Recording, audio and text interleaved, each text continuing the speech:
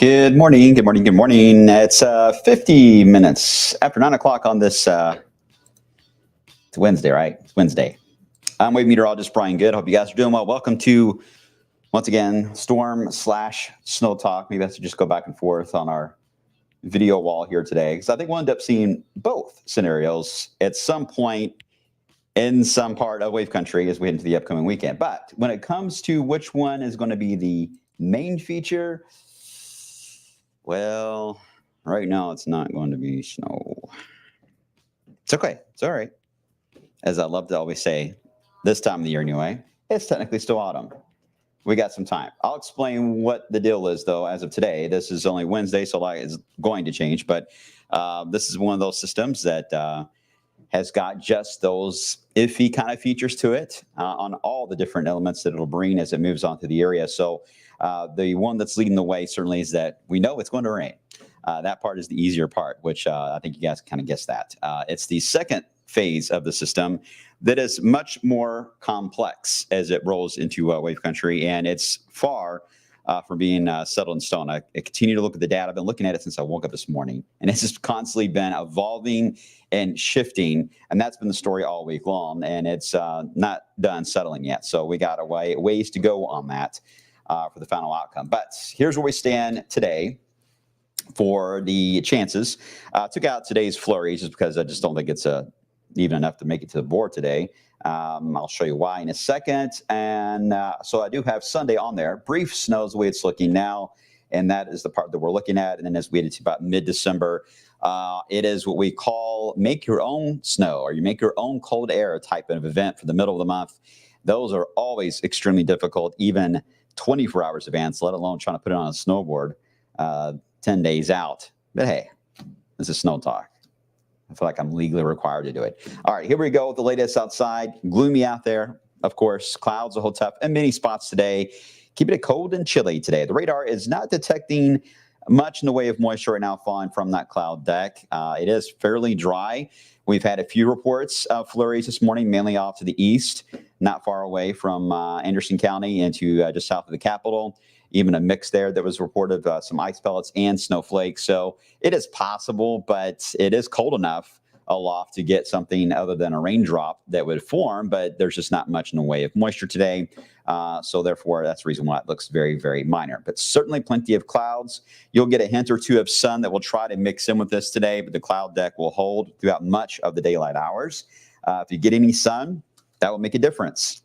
I would say of a degree or two for a high for the afternoon hours. Otherwise, many thermometers in wave country will not move very much at all today, holding relatively steady with an overcast sky and a low sun angle, classic setup to just stay cold throughout much of this Wednesday. Good pot of chili type of day, stay inside if you're able to. Some of you have to venture out, so I totally understand that. So let's get right into what's ahead of us. Now, we are going to warm up tomorrow. The sun will be out tomorrow. I didn't say that right. Anyway, the sun is out tomorrow. It will start to get windier as well as we evolve into Thursday and into Friday as the development here of what really is a two-parter ordeal.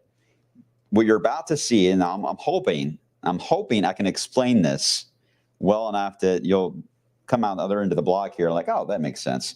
Because this is going to be a bit of a challenge to try to cover. Oop, don't anyone click that. Sorry. Nope, don't click it. Got a spammer. Hold on. Almost got rid of him. All right. Whew. That was a close call today. It's been a while. Okay. So again, it's a two-part ordeal. One will involve a piece that's going to roll out on the northern branch feature. The second one is going to roll out in the southern branch. Now, it is likely the southern piece, as it rolls on out, is going to do a transfer at some point to more of an Atlantic type of storm that heads into Maine and Nova Scotia and becomes the main feature on the weather map. The modeling's all having a tough time trying to figure out when that transfer will even happen. Will the main northern low just remain the main northern feature and there is no coastal development there? Or will the southern piece take over and become a much more pronounced system for New England? And we benefit from that as far as anything wintry, where we see a developing system that's more to the south. You can't really have two that are going to be the same strength and intensity moving through the same longitude. They will compete. So one's going to have to give to the other. We just don't know yet how this will play out. And it's likely a storyline of one will be weakening, one will be getting stronger. But how fast that happens, while it may not seem like a major ordeal or easy to pick out, it is quite complex. And every time I've seen this happen, it evolves differently. So, and the models just are not, they're great. They're great. Don't get me wrong. In case they're watching, they're great, but they're not perfect. So we have to just go with what typically happens in a scenario like this. And there's a lot of factors here that are involved, including the idea that if we were to get a little more of an active southern branch, you get more thunderstorms. That influences the amount of moisture that can get to the Ohio Valley, including not only the thunderstorm potential, but reduces the heavy rain setup. And of course, even if it were cold enough to snow, it would reduce that amount of moisture as well. So that is a key factor. The northern feature would allow for a little more of a thunderstorm issue and threat for us to all watch out for. So we really don't want the northern one to take over. And if you're a snow lover, you want the southern one to take over to give us a better opportunity for something a little more exciting. The problem that we have in both ideas is that the flow overall heading eastbound across the country is fairly strong. There's not a huge amount of blocking going on, at least until you get a little further out here into the Atlantic. So these systems can make it pretty far east before they begin to slow. Having said that, we're seeing some hints that the southern one wants to try its best to put the brakes on, but isn't enough. Let me show you the Euro. Hopefully this will make sense. We'll roll out the first piece. You can almost see the northern one here, where your better opportunity to get snow is going to be in the northern track if you're in the Midwest. A lot of you watch right now in the Midwest. That's where we're likely to see more of the wintry side of the system. The southern feature, not exactly a closed low. It's more still of a front or an open wave type of scenario that moves on through. So you accelerate the wall of rain and thunder, and then you get it through here so fast that by the time you start to get cold enough, if you squint, you can probably see where the cold air is trying to catch it, trying its best to catch it. It's like, come here.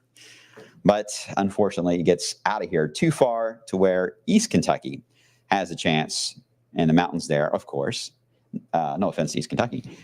They have the chance to see the overlap as the southern wave then begins to develop a little more and becomes the main feature that will head up the eastern coastline. Remember yesterday, we had that more S-shaped look showing a much more pronounced low pressure here. We don't have that with the Euro. It's more of a line, an open wave type scenario with a low pressure more to the north. That's the Euro idea. And then next week, I'll get into a little more in just a second, but overall, it is what we call a zonal flow. There's not a lot of energy that's able to get a steer one way or the other across the lower 48. So timing is going to be a challenge, and the amount of cold air. Therefore, anything on the wintry side will be a challenge as well. But I hope it's not all lost on that idea. Looking at the, well, this is out of order. Oops. Well, here's the icon model. The model that is produced out of Germany. In case you guys are wondering, I meant to show this at the end, but we'll show it now. This is where it likes the southern low mainly, and this is the northern feature. It takes it way far north. The southern piece is like, hey, I got all this room. This is all mine. So it basically takes over. That would make snow lovers happy, that kind of a setup with a southern low. But being transparent, I don't keep track of the icon model enough to know how it's been doing lately. So take it for what it's worth. But that would be fun to at least show. Okay, so anyway, let's get to the GFS side. Now, the GFS, similar idea. Here's your northern feature with the rain and snow. And here's the southern branch. It's trying. It's got the rain, thunderstorms, heavy rain, but it's quite progressive as it moves off to the east. And you really are just starting to see little hints that it wants to slow down. It wants to slow down and develop that low pressure that would take over. But this feature is still quite strong in the northern field. So it likely will remain the main one until it gets a little further to the east. Then you start to see signs of a little more of a coastal low. But at that point, it's already past us. What is interesting about the GFS for next week is that first off, I think it's too expensive on cold air here next week. But it does show what would be the snow chance for the middle of the month. And that is a upper low type setup where you have to make your own cold air, what we call dynamic cooling. It's got to be an upper low system with deformation banding. That's basically how you get the rainfall rates to be intense enough that pulls down the cold air and you get rain going to snow. And you have rain sometimes surrounding the snow. That is the only way that the snow chance for the middle of the month is going to likely stay on the charts or the board, is you're going to have that bad boy literally go right over you. It's got to go right over you. But because there is no definitive steering going across the lower 48, I don't know yet if it's going to drift over us, if it's going to drift a little more south or drift north, or to just sit there into Oklahoma and just fall apart. All three are possible, but it's at least possible. It's one of the three. We'll watch it. All right, let me show you the GFS, getting back to the current storm for this weekend. If you look at the lows carefully on each ensemble, most of them have the one to the north. You see a couple of hints of one or two that are trying to form a little closer to Kentucky. There's a few there. Not many, though. There's a lot of green here, guys. A lot of green. And this is for Saturday night, early Sunday. So confidence on the rain side is high. Confidence on heavy rain is possible. We could get more than 1.5 inches up to 2 inches. Having said that, there's no doubt that our storm systems as of late have been underperforming on rainfall. So, some of the models were spitting out 3 inches of rain. I don't want to bite on that idea yet, especially with it moving too fast. That would cut down on the total. So until we get a better handle on the speed of the system, I really don't want to get too wild here on these rain totals, but there is a chance that we still have to make some adjustments there. I would say 1 inch of rain, that's fair. That's fair right now, considering that it's going for high totals. Let's go on the low end for right now and see how that works out. But this would be Saturday, windy, warm on Saturday in the 60s. The rain would break out by the afternoon, rainy Saturday night with heavy rain at times. Now, with it moving faster, the cold air drop is going to happen a little faster as well. It's going to happen right at the point of sunrise on Sunday, and we clear the sky out potentially, which would then try to move the thermometer up. Instead of falling temperatures, we will try to rebound back up to 40, if not even a hair above that. So again, that would greatly change how the weekend will evolve. But the Saturday part, we're fairly confident on. As far as anything on the severe side on this system, we still got to figure out whether or not it's going to be a more of a northern track, which is still what some in the modeling likes to do, including the GFS, which it's possible we could get some stronger storms. Again, a northern track low that stays stronger would mean more of a headache on the stormier side. Southern track would cut down on the storm threat, but increase the chance to get rain to snow. If there's anything I just rambled to you guys for the past 15 minutes, it's the idea of that. If you want snow, you want this. If you want storms, some people do, then the northern one is the one to watch. Here is the Euro idea on placement of the low pressures. You can see it's stronger with the ones in the north. Just doesn't know what to do with the one here. Just doesn't know. It's got it all over the place. And it's weak, too. It's not a very strong signal on the southern section of that low pressure. So a progressive southern branch feature right now is starting to make a little more sense. As much as I would love to get snow here, the idea of what it's doing, I can't argue with. I can't argue with it. But given that even in the past 12 hours, I've seen fluctuations on this that have been enough to keep everything on the table, I think we need to give it a little more time in the oven, as we say, to see how this will play out. Does that all make sense? Type 1 if you got all that. Type 2 if you're confused, but you're still just happy to be here, hoping I say a foot of snow. I'm hoping that I get some ones, at least one or two ones. Okay, so real quick on the severe risk, here's the latest from CSU. Let me take this full screen.